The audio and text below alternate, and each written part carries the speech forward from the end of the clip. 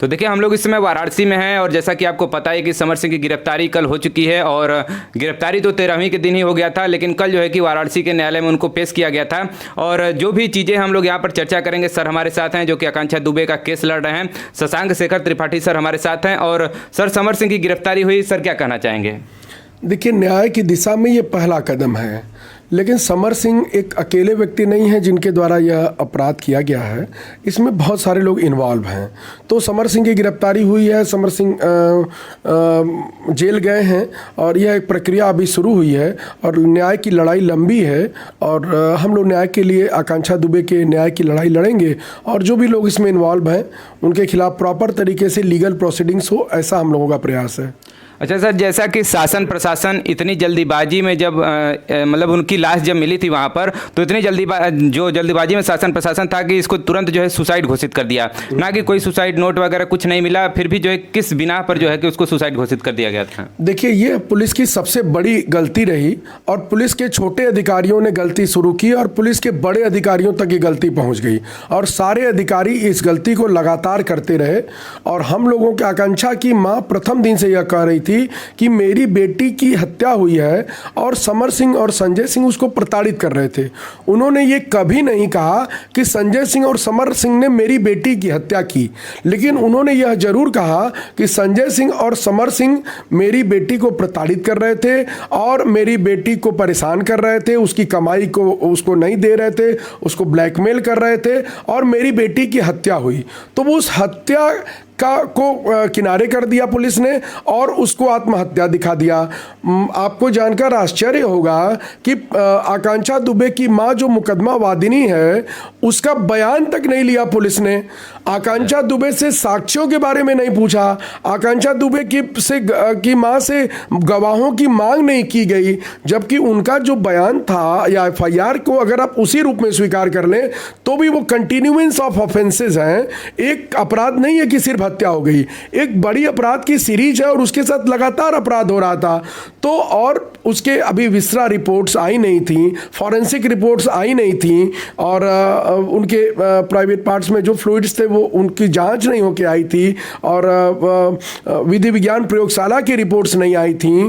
तो इन परिस्थितियों में पुलिस के द्वारा जो 306 इतनी जल्दीबाजी में घोषित कर दिया गया और मैं आपको बताऊं पुलिस के बड़े बड़े अधिकारियों ने लेटर्स जारी करके कहा कि ये 306 है, जबकि बिस्रा रिपोर्ट का तो इंतजार करना चाहिए था। उनके जो उनके पेट में एक ब्राउन कलर का जो सब्सटेंस पाया गया था जिसके बारे में पोस्टमार्टम रिपोर्ट में कहा गया है कि एक ब्राउन कलर का एक अनआइडेंटिफाइड सब्सटेंस पाया गया है, उसकी कोई चर्चा नहीं हुई और उनको मृत घोषित कर दिया गया।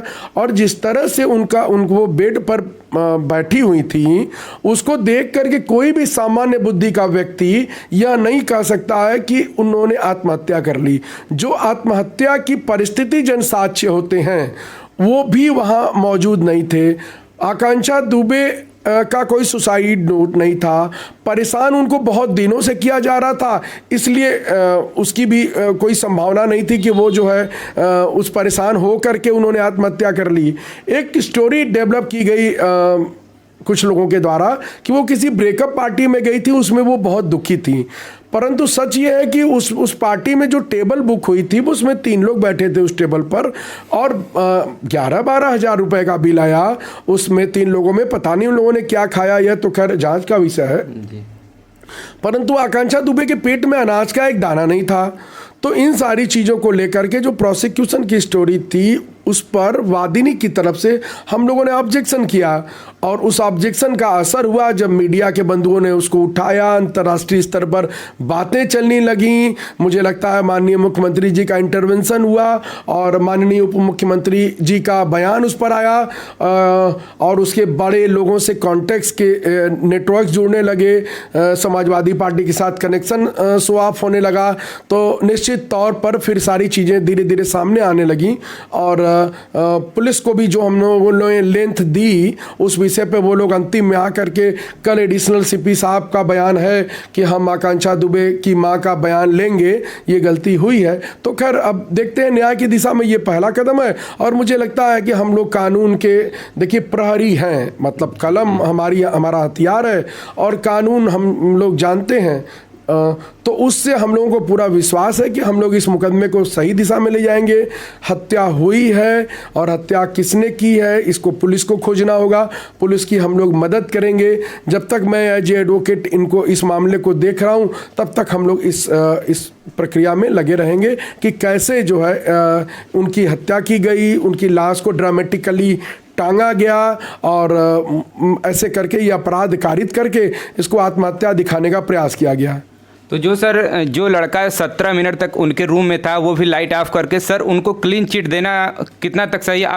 आप इसको जो किस नज़रिए से देखते हैं? देखिए, सबसे बड़ी बात यह है कि जब पुलिस खुद किसी को बचाने का प्रयास करती है तो उसके लिए कुछ गलतियां भी कर देती है। तो लोकल स्तर पर जो गलतियां हुई उसको प्रोटेक्ट करने में पुलिस के बड़े अधिकारियों ने भी वो गलतियां कर दी।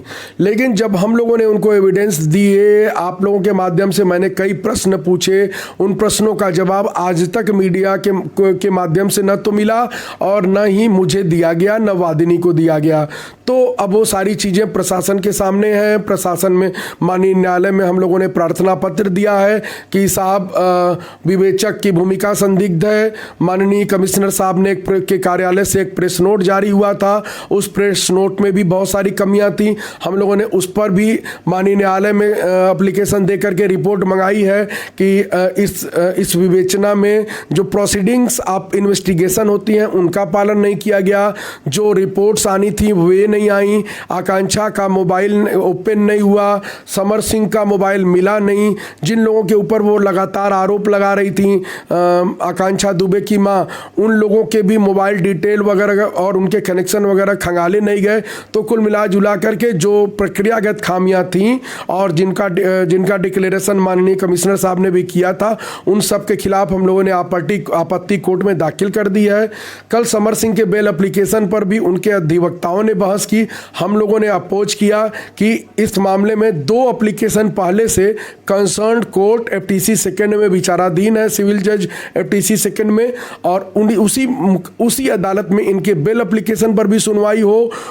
तो माननीय न्यायालय हम लोगों से संतुष्ट रही। माननीय न्यायालय ने रेगुलर कोर्ट को रेफर कर दिया। समरजीत सिंह उर्फ समर सिंह वो जुडिशियल रिमांड पर चले गए हैं। अब पुलिस उनको रिमांड पर लेने का प्रयास करेगी। तो निश्चित तौर पर जुडिशियल प्रक्रिया चल रही है और न्याय आकांक्षा दुबे को दिलाने के लिए हम लोग लड़ रहे हैं। तो सर ये रिमांड कितने दिन तक के लिए अभी हुआ है? देखिए, अभी जुडिशियल रिमांड 14 दिन का हो सकता है, 14 दिन से कम भी हो सकता है, लेकिन 14 दिन से ज़्यादा नहीं हो सकता। तो सर इसमें 14 दिन का रिमांड हुआ है। तो इसमें सर क्या क्या कार्रवाई होती है?